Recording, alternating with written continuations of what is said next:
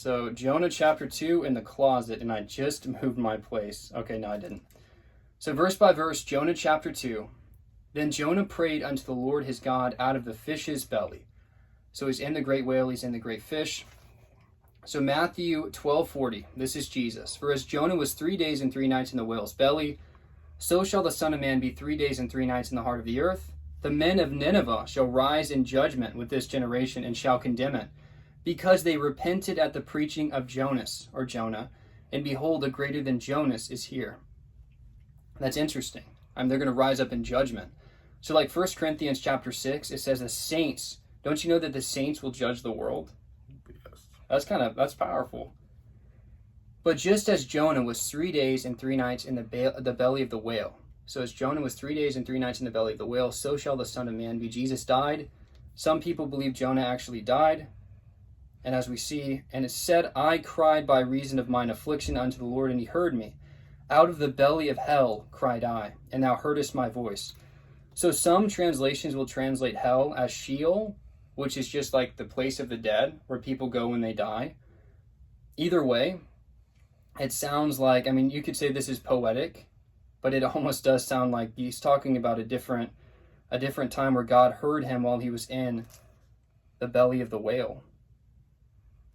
Because he says, and said I cried by reason of mine affliction unto the Lord, and he heard me.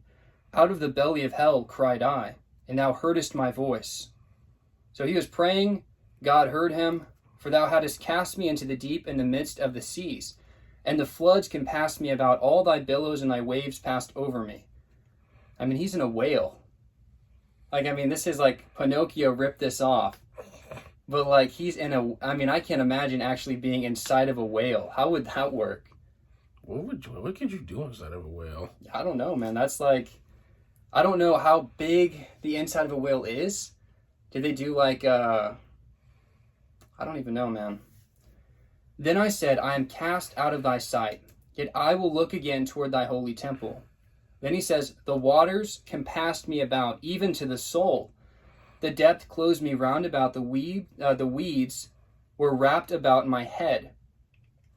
That sounds interesting. Wrapped about his head. But it's verse 6, it really sounds like he died. I went down to the bottoms of the mountains. In this part, the earth with her bars was about me forever. Yet hast thou brought up my life from corruption. Yet hast thou brought up my life from corruption. Isn't that kind of an interesting statement? Brought up from his corruption.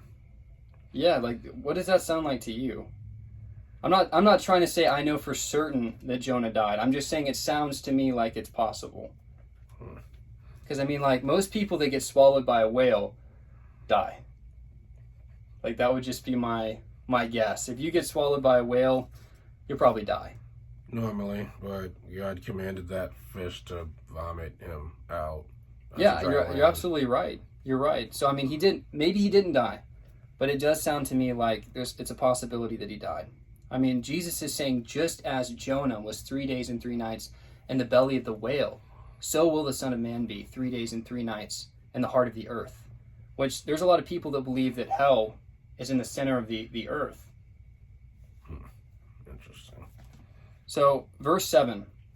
When my soul fainted within me, I remembered the Lord, and my prayer came in unto thee, into thine holy temple. So either he's praying inside of the belly of the whale, and this is him, saying, I prayed inside of the whale, and you heard me, and you listened to me, Lord. Or he's saying, I died, I prayed to you, and you had mercy, and you brought up my life, verse 6, from corruption, from Sheol, from hell, from the land of the dead.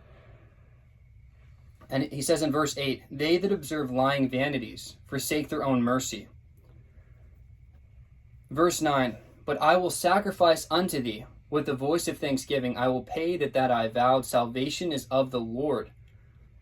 And I believe in verse 8, Jonah's referring to idolatry. They forsake their own mercy. You're forsaking your own mercy by worshiping false gods.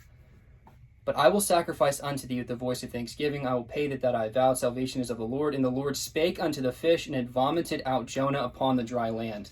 So it's like God heard Jonah. Whether God heard Jonah when he was dead in Sheol and hell, or God heard Jonah when he was praying inside of the whale. But either way, Jonah at this point is thankful that God heard him. And then God, commands the fish to spit Jonah out upon the dry land. So I just think Jonah chapter 2 is very interesting because I don't know for certain. Nobody does. This is all speculation. I just find it very interesting with Jesus' language in Matthew 12:40 through 41. I mean, it's not like he's saying, in a similar way, just as Jonah was 3 days and 3 nights in the belly of the whale, so shall the Son of Man be 3 days and 3 nights in the heart of the earth. And I mean, if you don't believe hell is in the heart of the earth, if you don't believe that's where the land of the dead is, that's what Jesus said. Unless Jesus is just saying, I'm going to be dead for 3 days. You know what I mean? He could be saying that. So that was Jonah chapter 2. Do you have any thoughts on chapter 2? No additional thoughts. Really, just